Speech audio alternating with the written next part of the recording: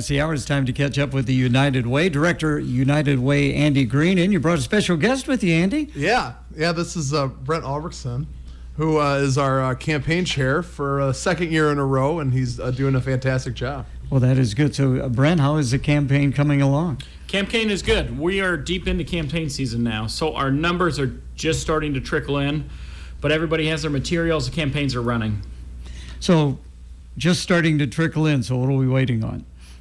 So each employer will be conducting a campaign at their site, those who participate, and they'll be there will be an informational part, educational part, where people learn about the United Way, and then where they collect pledges from the employees. And then many companies will get some sort of company match for those donations. And once they've conducted all of that, that's when they'll submit those numbers to us, and we'll be able to report exciting big check numbers. Excellent. Now, you told me you had a meeting yesterday. How did that go? Good. Things are alive and well. We just finished the Forks and Pork fundraiser. We brought that back for the first time since before COVID, which we were pretty pleased about. And to be expected, we got way more volunteerism than we could ever hope to use in that. So things are really good. That meeting went well as a recap for that, and also for a check-in for, just like I say, getting the rest of the materials out, and also discussion about our agencies and making sure those are funded.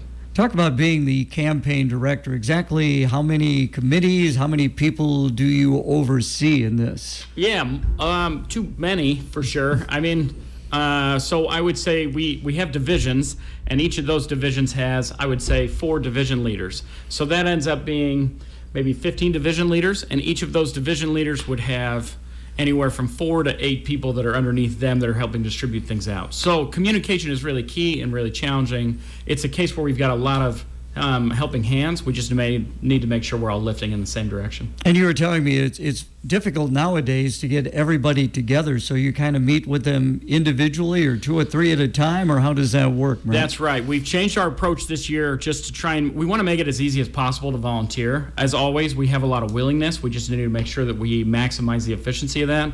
So instead of doing campaign check-ins this year, we're doing division check-ins, where I am checking in individually with each of the division leaders so that we can dive much deeper into what their needs are and make sure we're supporting the community members as much as we can. Again, we're getting an update on the United Way. So, Brent, what are the various divisions then? So we have retail small business, which covers smaller businesses like mine would be in that business or in that division. We have the professionals division, which deals heavily with the banks and attorneys in town. We have the pace setter division, which are our larger employers in the community and represent a substantial amount of our campaign participation. Special gifts, which are just individuals, often retirees, who are trying to take advantage of required minimum distributions, qualified charitable distributions, tax savings, things like that, or that have just given in the past and want to continue giving, but they don't have an employer that they do it through anymore. That's the lion's share of everybody. Okay, I'm not exactly sure if we're in post-pandemic, but things are a little freer than what they used to be. Exactly. So I would imagine you're hoping to not only reach your goal, but possibly succeed the goal. Yeah, I would describe this certainly as I think this is a cliche to say, but certainly as a rebuilding year. This whole thing has been, societally, we are in a rebuilding process. On top of that, we have very challenging inflation and economic times. So we've certainly still got headwinds. We have lowered our goal for the first time this year down to 500,000, where it has been historically at 600,000, just to try and rebuild our campaign, but also be cognizant of the other headwinds. I don't know if your groceries have gone up, but we've raised my grocery budget 3 times this year. And so we're sensitive to the fact that as much as there is a need where there is like higher than there ever has been before, it's also harder to give than it ever has been before. So yes, we would love to exceed that goal, but we're trying to rebuild just like everybody is.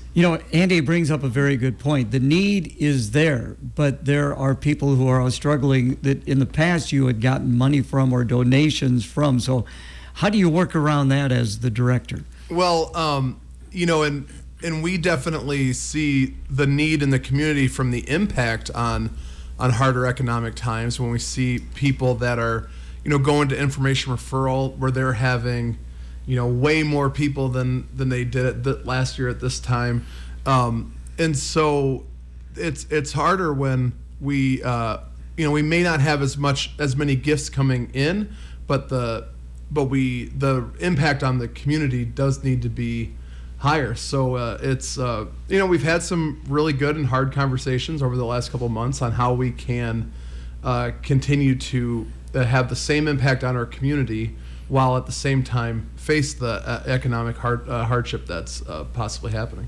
As I pointed out, you had the some pork promotion. Yeah. Any other fundraisers coming up, or how's that looking? So we are starting our winter getaway raffle, where we have raffle tickets coming out. They just started coming out yesterday, where we have you can get one raffle ticket for $20 or 6 for $100, and the winner of that raffle will get a vacation down in Scottsdale, Arizona. I cannot remember the name of the building off the top of my head, but also second place would get $1,000. Then the first person drawn decides if they want the $1,000 or the trip.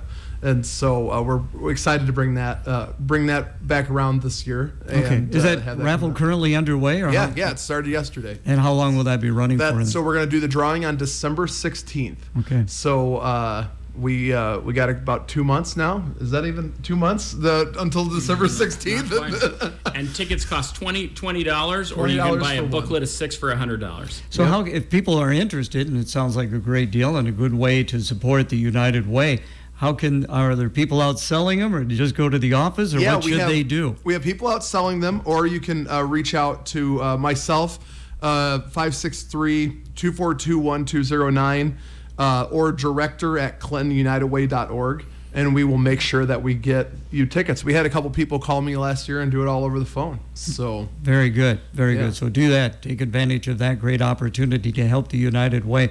Now, Brent, of course, the campaign is underway. Typically, how long does a campaign run? When do you hope to have everything wrapped up? Sure, that's a great question. So historically, we have wrapped it up it's been gray. So the exciting part of the campaign usually wraps up towards the end of the year. But then when we actually put the not nail in the coffin, that's really negative to say, but when we officially close it off, that has been at varying times. We are now doing that on a scheduled time where we close it at our annual meeting. And so that happens in March? March, yeah. And so that's when it is officially done.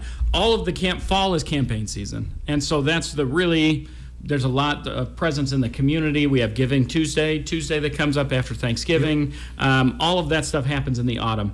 What happens after the new year is that we're trying to collect, we're chasing down collections at that point. And so we're trying to get fragments of cards that are out and all of that stuff. So right now is really we're in heat right now. All right.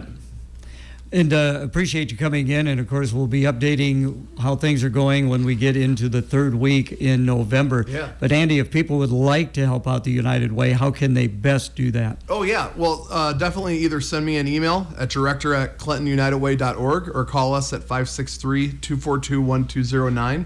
And we will definitely get you set up. All right, Brent, any closing comments for you before we let you folks go? Nope. We appreciate your time.